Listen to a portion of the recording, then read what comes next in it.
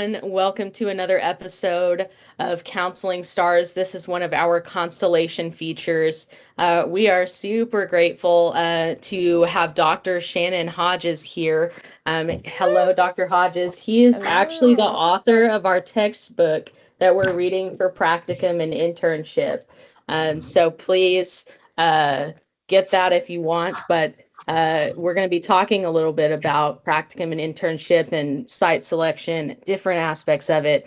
I'm here with Brittany and Amanda as usual, and we are super excited to get started. So, Brittany, I'll let you go ahead and start us off with our feeling opportunity. So, Dr. Hodges, just so you know, like where this was born from, like where it was generated from. So, I was a group support facilitator or a group support facilitator with a group here in Oklahoma City called Calm Waters. And Mhm. to begin our sessions, all the volunteers, so not just the volunteers, but also like in session with the participants, we started with the feelings wheel. And it was a really cool way for all of us to acknowledge what we're bringing into the room and to maybe offer an opportunity for us to be a little introspective and to take a pause depending on like what we're showing up with and to be aware of it so that way we could be really grounded and really work towards becoming more present in the moment so that we could really be here to extract everything we possibly can from this experience, or in this case this conversation with you.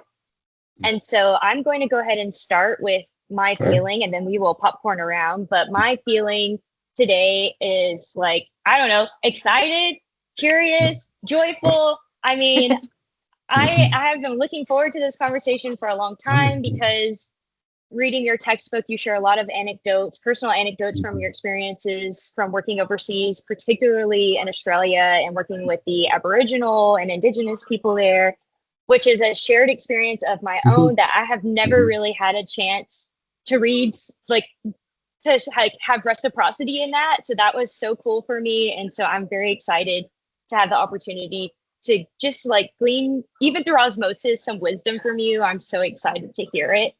Let's go ahead and start with you, Dr. Hodges. How are you feeling? Well, I feel a word that I always start with every morning is gratitude, and I got that from when I was going to be a monk. And my superior said, "This is what I want you to do: start with 3 gratitudes every day." And I said, "Well, that's easy." I said, "What's the catch?" Because there's always a catch. He said, "Here it is. I want you to do it every day for the rest of your life. Particularly, I want you to do it on the days you don't feel The grateful. hard When you days. feel the hard days," he said, "because as important as those daily gratitudes are, it's even more important that you habituate this practice because that's what gets you through those difficult times in your life." Now, he had also been a psychologist, so he had a good understanding of all that. Wonderful man. I used to say to him, "Did they know what you're doing in here?" he was so he was so across the spectrum on spirituality. We Like did spiritual. Japanese, Mm-hmm.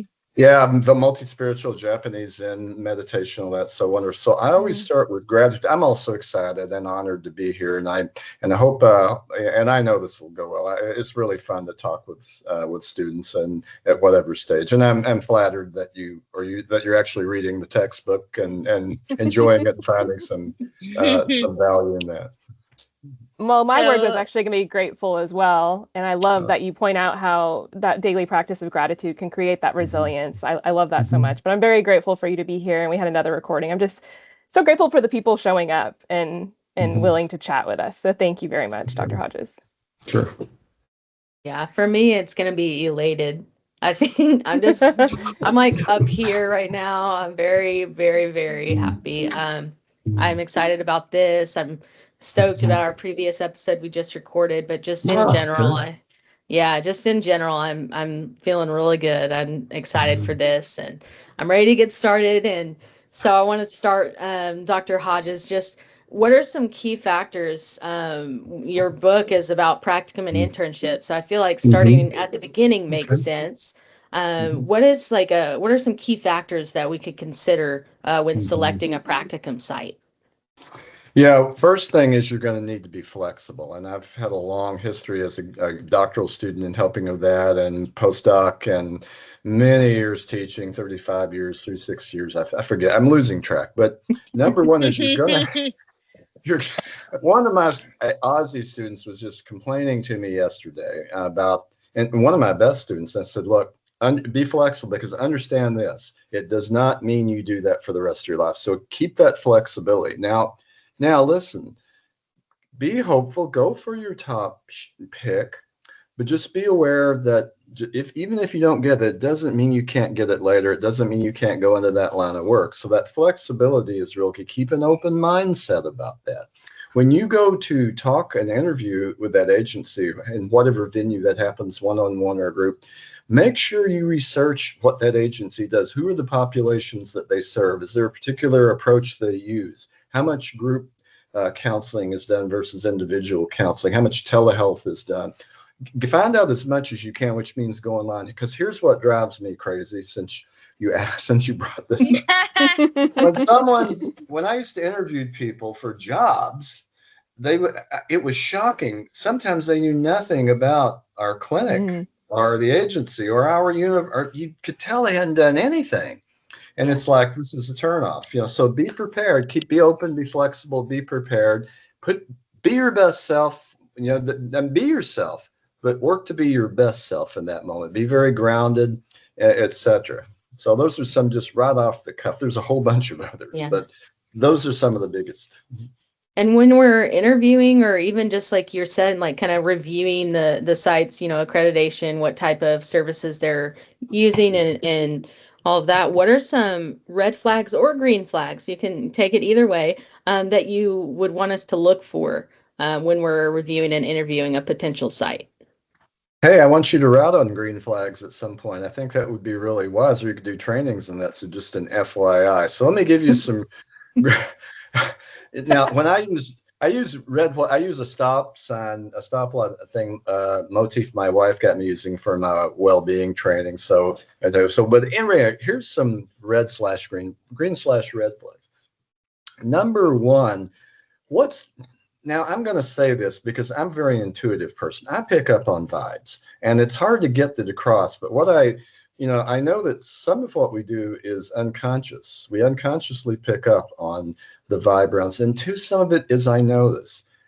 How respectful do people seem to be? My first contact, when I walk in that door, if I'm going to be interviewing, how respectful, and what does the physical layout of that environment look like? In many clinics and counseling places, they're not in the most fancy locations, but is it generally clean and well kept?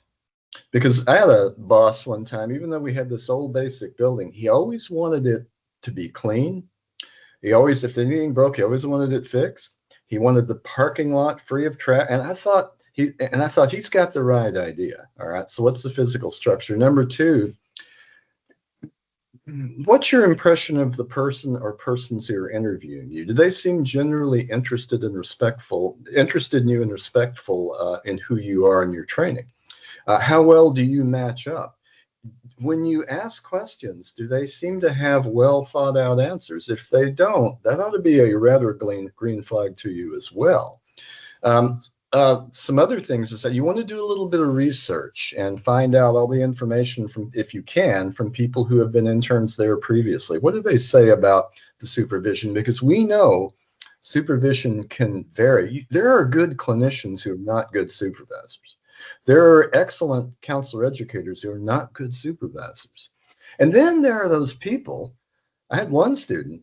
She was middle of the road, wonderful person, great attitude. I knew while she would never be an A student, I knew she'd be a good counselor. Not only did she become a good counselor, she was a really good supervisor. You know what?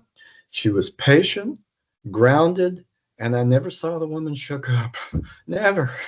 So those are all some factors. And the biggest part of that is you being prepared and also keeping your eyes open. Just make sure when you go in there, you're interviewing them also in a kind way, but make sure you're doing that, because you might say, oh, I really want this placement. But what if that placement's not in good shape? I've had to pull placements before, and that's not pleasant. So keep your eyes open, watch for those green/red flags. I love that you're saying, sorry, Ash, this is nothing, not to do with the questions, but I love that you're framing it red/green because I'm a huge fan of Green Lights by Matthew McConaughey, who like Oh, definitely like frames it in a way where he's like, well, that could be a red light, but also it's a green light because I learned something. I learned that what was not for me, which then put me on a new path towards the right thing. So I appreciate the like, hey, it could be a red or a green flag. Like, what's your perspective? So that's fun. Yeah. Yeah.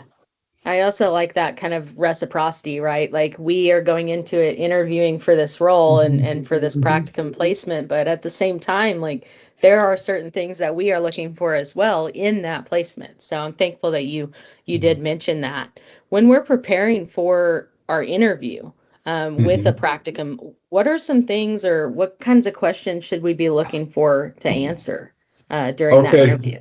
Here's some basics, I would say, and I've covered some of these in the book. I won't make an exhaustive. Number one, if when they ask you, they'll ask you, here's some questions they should all ask you. Like, for example, what's your theoretical approach to counseling right now?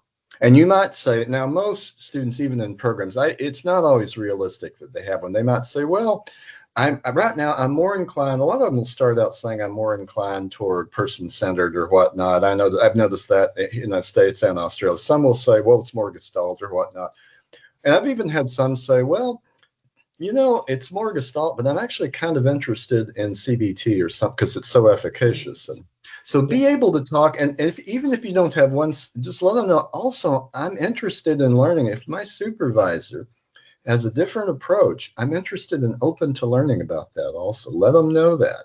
But that's one that need to be able to talk about and mention because that shows that they're actually thinking and integrating that learning because they're going to have to do that, put that forward. That's a big one. The other is, here's a question. Now, here's a trap question. You better be able, you need to be, well, you already know this. You don't, I shouldn't lecture you. That's the danger of people like me. We assume something, and we forget about research methods. We jump from hypothesis to conclusion. It just was. What they're going to ask you, okay, Brittany, what do you know about our agency? And Brittany goes, well, you're on Main Street and Robin.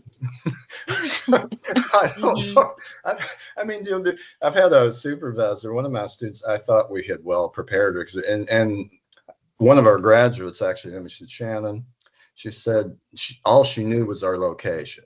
What's going on? I don't know. I'll find out. Yeah. So know what that agency does and who they serve. Some other approaches. Here's one. This is another question. Someone says to you, you're interviewing, say, look, they'll say, I might say something like, Ash, we have 10 people from different programs interviewing. We've got 4 placements. Why should we take you? Why should we take you on this internship? Tell me why. Give me like one person I knew back in Buffalo used to say, give me 3 reasons why we should take you into this practicum or internship. So do you have those? Can you say that? And or they'll ask you even in the future, well, here's who we serve. Like, for example, let me just say this since you've got a podcast. If someone were to ask me, what's the best guarantee for a future? I would tell everyone, and I tell people this, and almost nobody does it, start in addiction. Because if you work in addiction, you work with trauma. If you work with trauma, you're dealing with self-medicating that trauma and broken relationships and all sorts of others. So start there. You can always branch out. Very few people want to do that. Most counselors, psychologists, and social workers don't want to touch it. But it's a great place to start. So,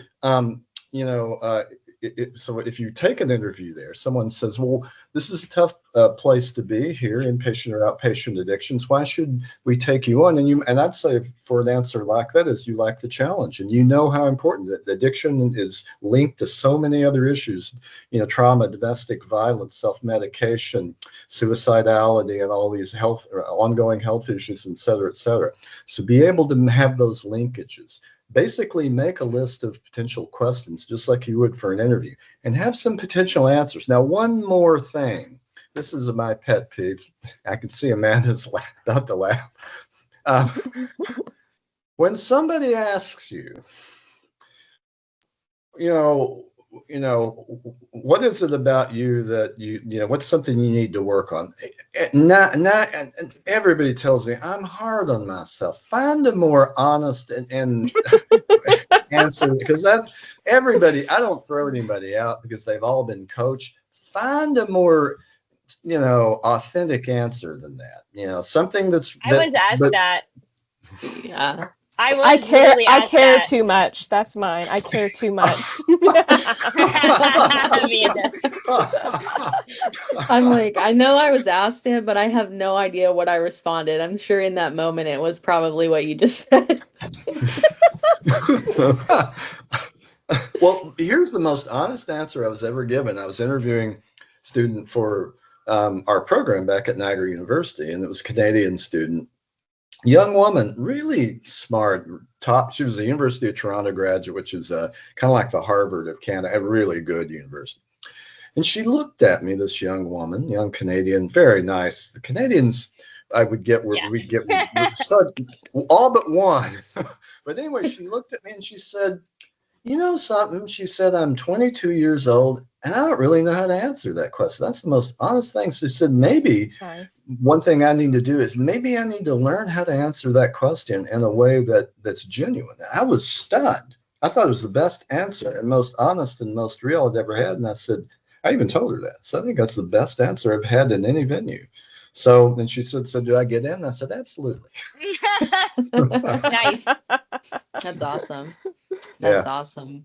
And the vice versa, like what should we ask our potential site supervisors? I know, like in your book, you mentioned like their theoretical frameworks of that supervisor, but what all questions should we ask them?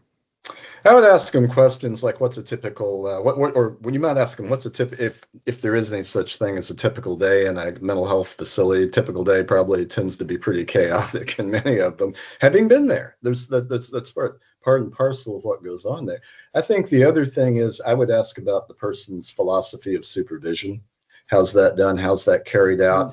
Now, here's the other thing. I started integrating this many years ago because I was realizing a lot of master's degree students weren't getting this. When someone asks, because we're supposed to, as K programs, be training people as master's degree students to be supervisors, because that's who's going to do most of the supervision. That's who does most of the counseling. Anyway, I'd ask, what's your theoretical approach to supervision? A lot of people can't tell you. And it's not that they're bad at it, but they should be able to do that. So make sure that, that when you become supervised, you know that. But I would ask that. Sometimes they're going to tell you something practical, like, well, I like to do it one-on-one versus in a group, or I prefer in-person versus online. But sometimes we have to do telesupervision.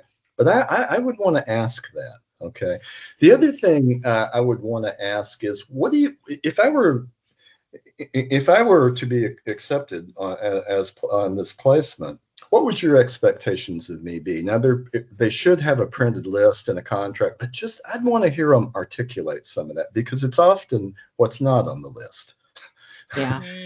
Like when you're interviewing for a job, if the job is really a healthy place, they're going to everybody's going to be so nice. And if they're not, that is a huge green / red flag, because I've experienced that. We all have. But for all that wonderful time until you're a colleague and then you get the real picture, I want to know as much as possible. So I want to ask about that. I would say something like, well, and I might even ask this. I would hold this question for later. I'd say, in terms of the people who work here at this agency, what's the average length of that they're in the job here? But I might hold that just out of later, because they might see that as too. But I think it's a fair question, because if there's constant turnover, that means your supervision is going to be in constant turnover. And we had to pull a placement one time because the turnover was so bad. They were getting incompetent clinicians, and our students were exceeding what they should have exceeded. So there's questions like that, and you might even ask, think if you said, well, Brittany, I know that you've been a supervisor and might be my supervisor. You know, what would you say if you were to think of a really good student on the placement of practicum internship? What would that student be doing? What would their dispositions be like? You know, what their behaviors? And I had one student. She asked that at a placement in Niagara Falls, and the person was able to articulate. She said, "Well, it's not just doing the job. It's in those times when you don't have a client. What are you doing? Are you on your iPhone and on social media, or are you reading up in a research article, looking at books, or talking to staff to ask questions and following up, and on and on and on? What's your level of both curiosity and your level of engagement? Are you a self-starter?" So sometimes it's those other dispositions that aren't related to actually that therapeutic hour or the supervision hour that can also tell you a lot about an intern or even a staff member. I didn't even think about it from like a programmatic point of view, like how much vetting goes on behind the scenes, like from our program director. I didn't even really think about that and how important it is that we share our experience honestly in our group, in our supervision class, our practicum class, so that way we can continue to shape like a happy journey for other counselors in training. Yeah. 100% on that, Brittany. I think as far as our practicum aspect of this, I wanted to see not everyone has worked in mental health that's going into our grad school, right? And when you're in school looking for practicum, it can be challenging. One thing that hit me, and I'm even working in mental health, is just how many different types of treatment, how many different modalities there are, and what type of clients you want to work with. So how can, as a student, how can you begin to discern what population you might want to work with if you haven't had that exposure? This is why I say the most important thing to think about and to develop is a sense of being open, not closing doors, because it's impossible to know. Let me give you an example. I had a student at Niagara. She was a top-notch student, and we had this great connection with psychology. I have a good friend. In fact, my wife is in the States right now, and I was just on the phone with her before you came in, and she had coffee with my old colleague from psychology. This man taught for 43 years, and when we developed a friendship, he began to send me really good students. So he was as important to us as anything. But one of his best students, and she's still in the Buffalo Niagara area doing really well, running a clinic, in fact. She said, "I'll do anything but addictions." That's in the book. Okay. That's in the book. I forget. I've written a lot of books. And sometimes you know it better than me, but it is. What a flex. I've written so many books, I can't remember which one that's in. I love that. I'm impressed.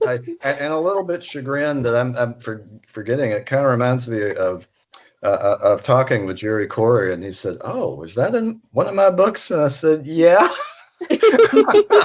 Oh my gosh, we've read a few of his textbooks for our classes as well. That's crazy.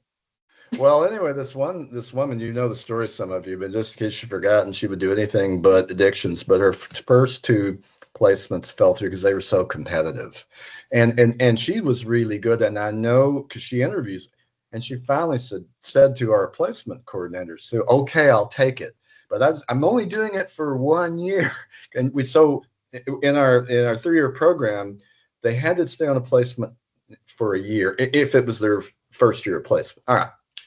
So she hated it at the end of the semester, fall semester. Well, I'm feeling better. At the spring semester, she said, "Can I do that placement again for the last year?" And they hired her and charged her.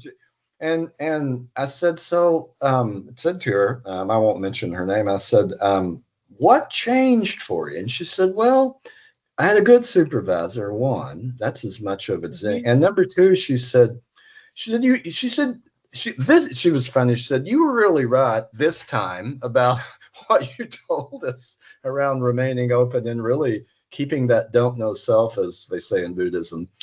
You don't know till you know. And that's a function of your experience. And as you're right, most of us haven't worked in mental health. So that's why we have to keep that don't know self part of it and keep an openness to it." Great advice. Absolutely. And on the business side of things, kind of how much should students be thinking about like where the organization or where, wherever their placement is, procures funding or stipend availability or potential job offer after practicum? Like, how much should we be thinking about that? Well, it's always something to keep an eye on. Here's what I'd say. The best thing there is to do the best job you can, and it's not all up to you. Sometimes the supervisee is not a good fit. Sometimes the placement's not good, but keep an open perspective. Let's say that you've been there a semester, or you're finishing up or whatever it is, maybe been there a year or say 2 years. The other question is, would you want to work there? Because here's the thing, in my career, a lot of people on a placement get offered a job if there are openings, or because they don't have to train that person. They already know whether that person can do the job. They know about the relationships, how well they take critical feedback, and being able to take constructive criticism. Also, being able to manage unfair criticism, because we get that too. They already know all that. And that's why, the other issue is to make you an offer. If they don't make you an offer, well, you just keep your options open, but there's a good chance, particularly with addiction, that you're going to get a job. It just may not be your first, second, or third choice. But the issue is, if you made an offer, would you want to work at this place knowing what you know? And I do pro-con lists for that. And I see my pros to my cons. And if sometimes I might have more cons, but the pros are bigger. So I weigh it out that way. I don't just I've learned as an intuitive person not to make too many emotional decisions. Get a little space, make lists, talk it over with my spouse and other people in my network. Go to a counselor if you need to at your institution. I really recommend all of that. I think that might be my answer to the question earlier in an interview. I need to be more introspective. I need to sit down and make pros and cons. I think we can all maybe be a little bit better at that. So self-included. Yeah. So a few of us actually in your practicum and internship guidebook for us, chapter 8 talks about compassion fatigue and burnout. And we're going to spend a few minutes talking about that. But first, before I ask about strategies on like developing coping mechanisms or even just like self-care routines, can we first talk about the difference between burnout and compassion fatigue? Like what is that? Okay, there is a difference. Now, the Professional Quality of Life Scale by Hudnall Stamm, I think one of the most helpful inventories I've run across, and I sang Dr. Stamm, who's retired, sang his praises as much as I can. I've used his work all over the globe. I think he's one of the more underrated. Here's the difference. A person might be struggling with compassion fatigue, but not burned out, but you're on the road. Also, what's your compassion satisfaction score? That's the third indicator on the Professional Quality of Life Scale. It's the one that's a buffer from burnout or compassion fatigue. So burnout is beyond compassion fatigue. When you've lost your sense of compassion, where your emotional and even physical energy feels shot, when you just feel that even basics like getting out of bed, brushing your teeth, in my case, getting that coffee made, if I can't do that, and I'm someone who, I think this is in the book, I'm someone who almost burned out and early in my career because I was doing too much. I thought, I don't know if it's fear of missing out or just my man can relate hard to that. but again, that's why the ProQual Skull is good. And I used to take it a couple of times a year. I've learned well-being. I know myself. I just turned 65 last week, so I know myself a lot better than I did when I was 30. Happy birthday. Thank you. And but that's the biggest difference. But compassion fatigue is your warning. And what are you going to do about that to turn that back? Now, let me say one more thing before I'll follow up. Even the best well-being self-care routine at sometimes is going to be inadequate if you work in an abusive or toxic environment. You may have to fire a job. You may have to fire a supervisor. Sometimes it isn't you. Sometimes it's more someone else.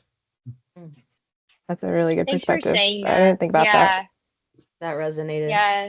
Yeah. Or like empowering us to, from our one of our previous conversations on another podcast episode, they said the same thing, that you've like Mhm. really need to know your worth and stand up for yourself, because at the end of the day, only you have you. So Good point. shared sentiment. So um, that brings me to this self-care that's in the book. You actually had a self-care plan. And I'm wondering if you could recommend some strategies for us students so we can Mhm. develop some coping skills, or when we're maybe in compassion fatigue and we're nearing burnout, like what are some mitigating things? Like how do we develop those, or how do we become even introspective enough to know what they are, like what works for us? If you have some insights in your 65 glorious years of life. Well, I've learned a lot of things the hard way, and I've gotten better at learning them. Learning them the easy way is certainly more enjoyable. But here's some basics. What's your peer support network like? There are too many people in our field who have who they're giving, but they need to be able to receive. We also need to be strong enough to ask for help. And that's from people in our network. Sometimes it's going to see a counselor or other mental health professional when we are struggling, and we should all do that periodically. I used to do it every few years. And my wife's former counselor, we went to couples counseling one time because we just thought it'd be a good idea, and it was a good idea. So one is, what's your peer support like? Because we evolved as social creatures. And part of it is that, in terms of as social creatures, we need that support. Number two, here's something that gets missed: healthy diets. It's not that you don't occasionally splurge on a hamburger and fries or whatever it is. That was always my favorite. I almost never do it anymore, but just that could be a treat at times. But what's a healthy diet? Good healthy vegetables, fresh organics, not just processed. That's a missed factor. Here's another one. And I'm running this book, started this week, on a treatment practice manual for PTSD, anxiety, and stress. And a big part of it is, there's no question, movement helps with that. You don't have to run a marathon. You can just do it by walking, 4 times a week, 20 minutes at a pop, etc. Because that does help us. There's a health psychologist at Stanford, Kelly McGonigal, one of my favorites. She said, when you're working out, 20 minutes a pop, dancing, doing Zumba, yoga, swimming, running, whatever, you're giving yourself a constant IV of hope molecules. All right. Cute. All I right. love that. I do too. And I tell that. Yeah. Here's another one. Some people like me are very spiritual or religious people, or both. Not everybody is. And that's okay, because we're different. All right. But we've all got a sense of purpose or meaning. What is it? How often are we accessing and touching base of that sense of purpose or meaning, whether it's spiritual or something else? Like, I had a good friend who said, I'm an agnostic, but to me, love is transcendent. The love I feel for my spouse and my children. I said, hey, that sounds great to me. Keep that up, And it's how you're touching base with all of that.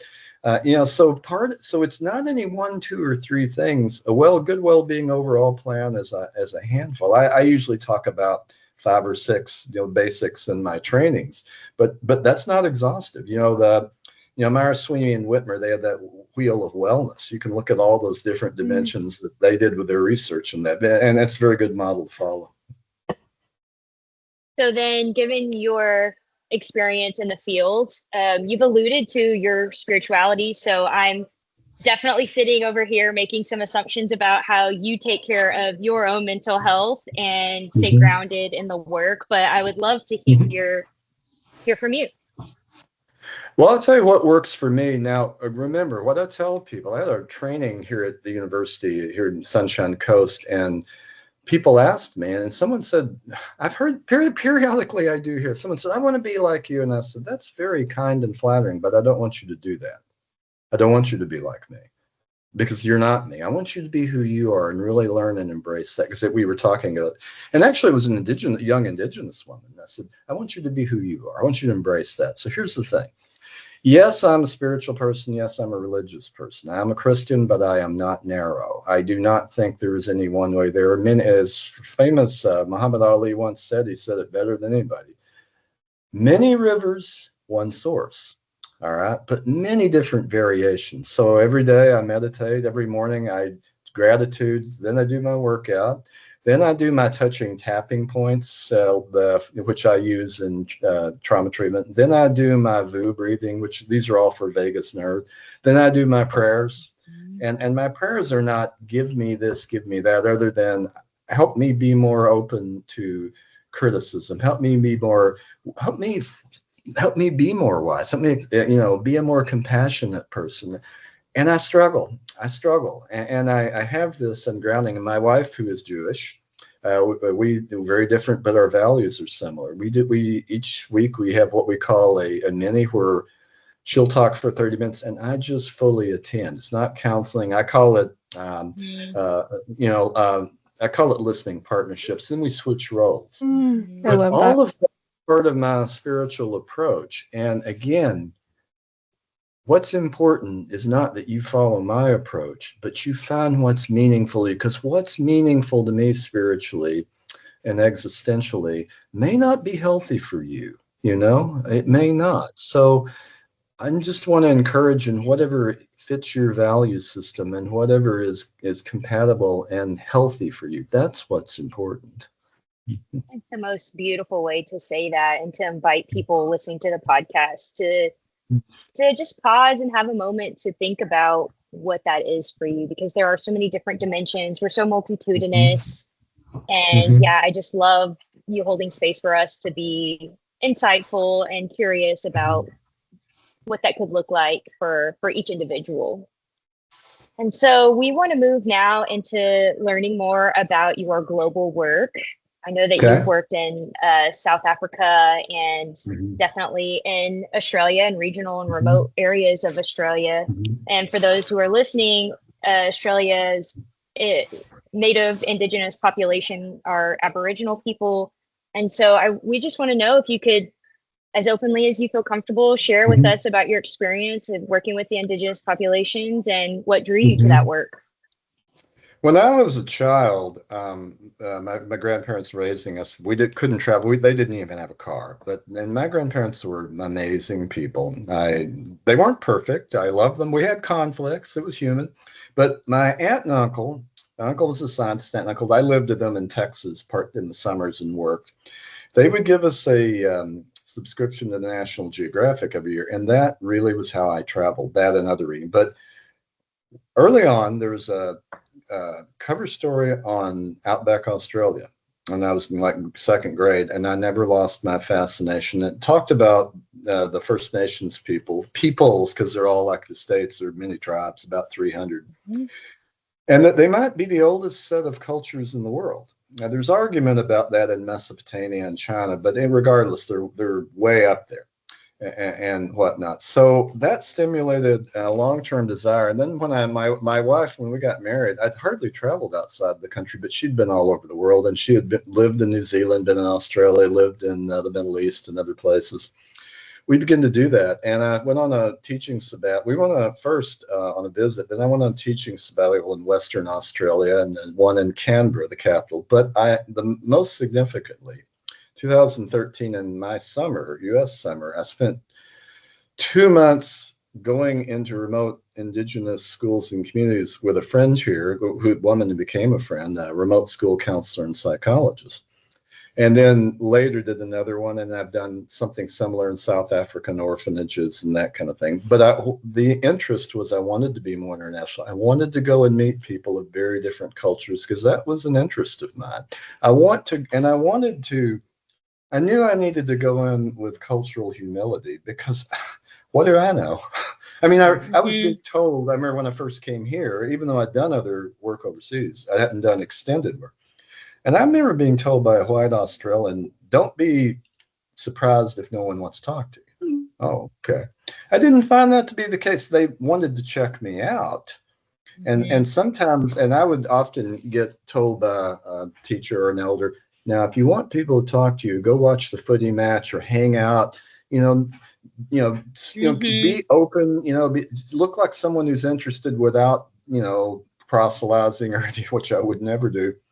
And I get people going to come talk to me, sometimes informally. I mean, I would do one-on-ones with teachers and assistant teachers and others. I would do trainings, but also the indigenous leaders begin to ask me, could you come do a training on suicide prevention? Could you come do a training on what well-being looks like? Can you come do a training on staying sober and trauma and all these other things? And then people begin to come talk to me. One person in Arnhem Land, a well-known indigenous Australian, asked if I'd do an interview on his radio program. I said, sure. And he translated.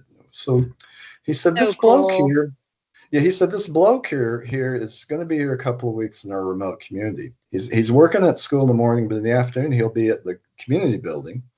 Come have a yarn with him if you feel you need it. And he said, here's the deal. He said, I've spent time with this man, and my cousin has spent time, and you can trust him. And they started coming. Basically, can you engender trust with at least some people? And how do you do that? Well, thank you, Dr. Hodges, for sharing with us about your time spent in Arnhem Land. The Northern Territory is such a beautiful place. In fact, that's where I spent a lot of my time living abroad, is in Darwin. Oh, wow. It is spiritual and precious and hard, and there are things we aren't going to have time to get into here. I mean, if we had all the answers, we'd be sipping Mai Tais, billionaires on the beach somewhere. So, I mean, it's, age-old questions, and will continue to be difficult, the merging between like a Western philosophy and like government and like an ancient, more spiritual and in tune with land type of ideology. So that's forever something else we can talk about another time. But a few of us here are interested eventually pursuing global mental health work, maybe even following in your footsteps a little bit here. And so where would you recommend that we begin? Like, are there organizations or programs that you can suggest for us? Yeah, I would do what I would do, and this is how have often done it. I would do searches for areas I might be interested in and get some feedback from someone or organizations that work in those domains, because here's some big ones. Trauma is ubiquitous, and it leads to so many other mental health maladies. You take a look at any war zone, trauma, and the aftermath of that is going to be severe PTSD for so many. You look at any level of colonization, like here in Australia, or even in the United States or anywhere else. Look what happened to the traditional owners of the land, and there's going to be a lot of trauma. That's why there's so much alcoholism. It's self-medicating that trauma. So take a look at what are those hot buttons. There's suicide is going to be another part, and on and on.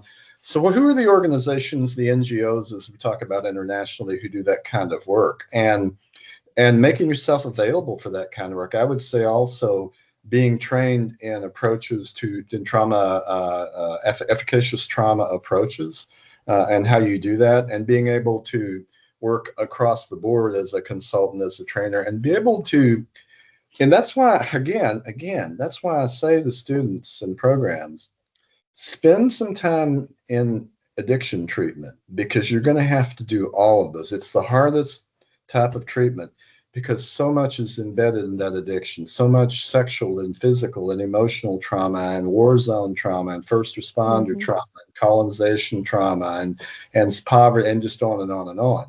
And that's one of the best type of training you can have. So that has stood me in very good stead, because I understand all of that and you have to go into that without judgment and with cultural humility, to go in there with a sense that you are going to learn more than anybody, and that will probably be true. I can't wait to hear from Ash, though, because his internship practicum is at a chance for change, right, Ash? Yeah, looking forward to hearing your perspectives, which is a addiction counseling center here. Yeah, and I actually specifically chose it because of that, and because they specialize in gambling addiction, which is something I'm passionate about. So I'm excited for that. Yes. But back to you, Dr. Hodges. How does your overseas experience impact the way that you approach counseling and supervision in the US? Well, I'm going to be coming back to the US in a year and probably teaching at least part-time, maybe full-time at my old university. We're trying to figure that out, but at least part-time. I think what's really helped me grow in a lot of ways, not just as a counseling professional, but also as human, it's being exposed to very different cultures than the one I grew up in. And I know this is hard to say in the United States, but I'm going to say it. You are going to have to be culturally competent. You're going to have to be able to reach across those divides. And let me say a little more about it. Sometimes that divide is racial. Sometimes it is cultural. Sometimes it is spiritual. One of the hardest right now is political. And I was listening, there's this guy in Los Angeles, he's a Jesuit priest, and he's got friends all over the spiritual spectrum. Greg Boyle, I was just listening on Dan Harris's 10% Better podcast. He works for more than 40 years with gang violence. And he makes this radical statement that everybody is a good person, including Donald Trump, he says. And he says the issue is, and these gang members are good people, but the problem is they don't understand that they're people who are full of love. They're angry. When I see somebody who's angry and violent, I say this is a potentially good person who doesn't know that, who doesn't understand the goodness. And that's how his whole approach in his homeboy industries is what they call it. And he unpacks that. And he admits, he said, I've gone to something like 150 funerals of my people. He said, and it's tragic. He said, but I want to show up. And then we've got all these other people who've gotten out of this situation. And we hold no judgment. We hold only love. We do hold people accountable, but we never waver from the fact that everybody is a good person. It's just they don't know it sometimes. And that's what I would say. It's cultural humility and a lack of judgment. Like Carl Rogers talked, he did it better than anybody. Even though I don't use his approach, nobody did presence better than Rogers. Nobody did lack of judgment better than him. And that's what that's the space I try and hold. And I fail at times. No, and that's actually reminds me of one of our professors who like really emphasizes like humility and cultural competence. And she also says the similar thing with Rogers about how like he did it the best. And so yes, that definitely resonates. So I know you've had so many meaningful moments in your career, but what has been one of the most meaningful moments of your career, either domestically or abroad? Well, it's hard. It's a little hard to boil it down to one, but here's one that often comes back to me because it was so early in my career. I just finished, I was working at Oregon State University. I was in their master's program, and I was placed 20 miles up the road at Western Oregon, what's now Western Oregon University, in the health center. It was health and mental health. And I'd passed Practicum, which was sort of spoon feeding. We had a really good supervisor there, Dr. Merlin Darby, and he was very good. So next term, this guy comes in and he couldn't get in to see the director because the director had a month-long waiting list. He says to me he should not have been seen, but because he's a serious addict on multi levels. And he says to me, I can't get into the director. If you will just sit there at least once a week and let me just externalize these fears and cravings, you'll be helpful. And he said, I'm going to a 12-step meeting every night. Said, well, okay, I can do that. And when the director's line comes clear, we'll get you in to see him. Yeah, we'll do that. And this poor man talked of all the trauma he'd experienced. He became this serious addict for about 25 years. And one day he just woke up and got tired of waking up feeling like crap. So he starts coming in, and I said, well, how can I be more helpful? Well, I brought the big book of AA, and I want you to read that. Okay, I'll read that. So I posted up 12 steps and read it. By the time he came back, and he was and we began to talk. It was really a conversation. Me just being very much Carl Rogers, and having this conversation. And he got to where he asked, can I come in more than once a week? And then And I said, well, yeah, as long as I have an opening, so he'd be coming in like 3 times a week, and I finished. When I graduated, he brought me a card. And I gave him a graduation card from therapy. And a decade later, I'm in this restaurant in Corvallis, Oregon, where Oregon State University is located. And I hear my name called, and I turn around, and I don't know who this man is. He said, you don't remember me, do you? And I said, no, who are you? He laughed. He said, he told me his name. He said, I was that serious addict you had back at Western Oregon University. The guy who, he said, I said, yes. Yeah, but he looked so good. And he was Wow. he was an addiction counselor in the next county and had maintained sobriety. He did have some health issues as a result, but he said, if nothing, however long I live, I achieved sobriety. I healed my trauma. Mm. And I'm helping other people who were like me. I have a lot of meaning in my life. So powerful. Yeah. Yeah. Yeah.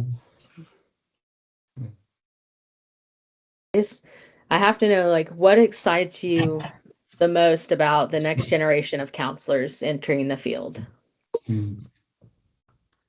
I remember when I got into the field, 1985, and I got in by accident. I'd been running university living groups as an undergrad, as grad student. I had basic training. I even worked in a minority retention.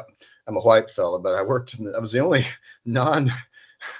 white person in this minority retention program at the University of Arkansas. I was program. Dr. Linda Jackson's my boss, had a couple of that venues and said, I'd like you to integrate this. You're a very open person. I think most people would relate to you, and they seem to. They were like, you're my liaison. You look pretty light.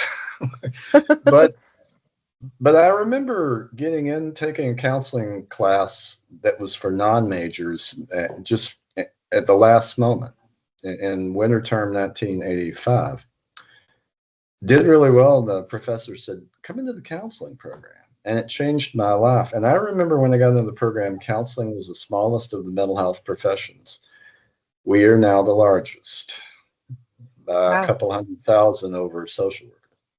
So here's the deal. What excites me is, while many people built that, what I'm seeing today is counseling it used to be a second or third career. It's a first career for a lot of people. I'm seeing that people are excited about doing counseling in the United States, here in Australia, where the profession's young, and others. But people who are really engaged, I'm seeing all kinds of people. We need all kinds of people.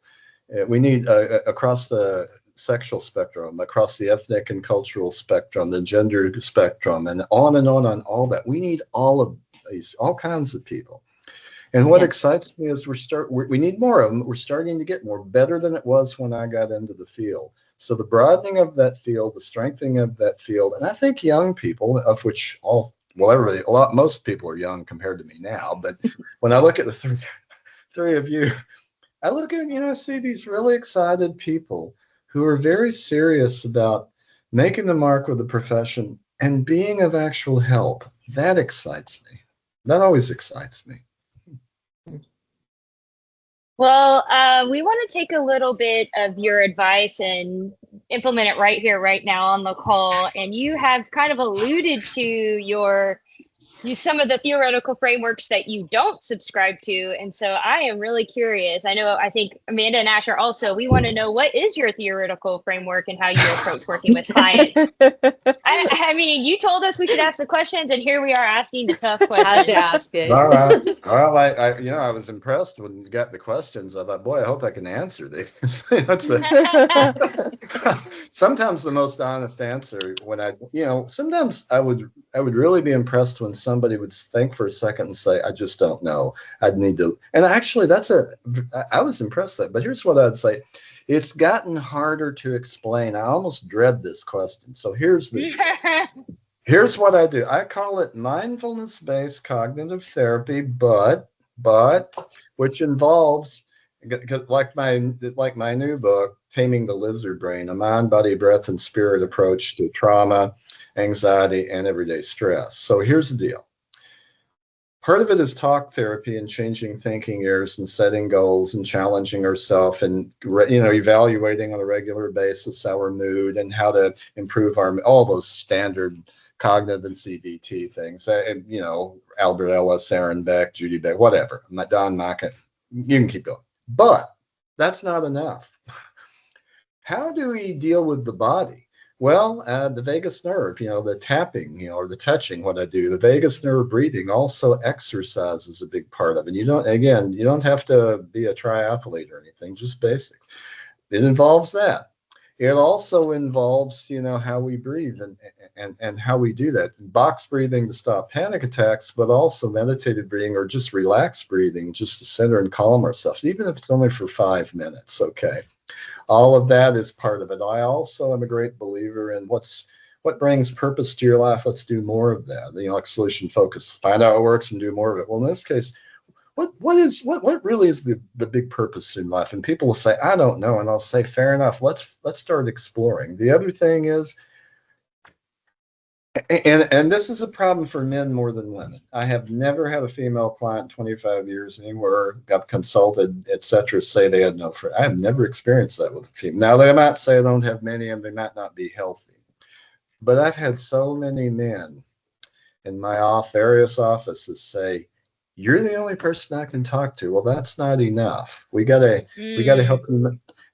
We got to help you make healthy friendships, and that's going to be a focus of treatment, because if we don't help you make healthy friendships, everything we do here is not going to work at some point, because we are social creatures. So mindfulness-based cognitive therapy, including the mind, body, breath, and spirit.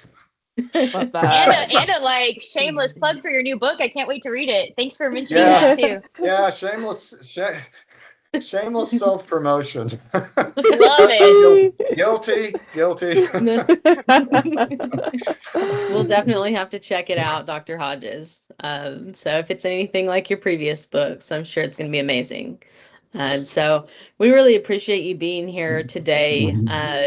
We're grateful, and I'm sure everyone that listens to this episode is going to take something from it. Even if they have read your book already, they're going to take something more. And so thank you so much for sharing your insight, giving us your time, because time is something that's so valuable in this field. And for you to have given it to us, we're very, very, very grateful. And so this has been an episode of Counseling Stars. This is one of our Constellation features here with Dr. Shannon Hodges. So if you enjoyed this episode, please give us a follow on socials, share this episode with anyone in the counseling field, anyone in graduate school, any counseling supervisors even. So just share it, and we want to make sure that people get to listen to this because it's so necessary and important. Bye. Thank you very much for hosting me. I thoroughly enjoyed this, and keep doing all the wonderful things that you're doing, and keep working your well-being or self-care programs so that you can keep doing that, so that you don't delve into compassion fatigue and burnout. And I know all of you are going to do very, very well in this profession. Thank you. Thank you. Thank so you, much. Dr. Hodges. Thank you.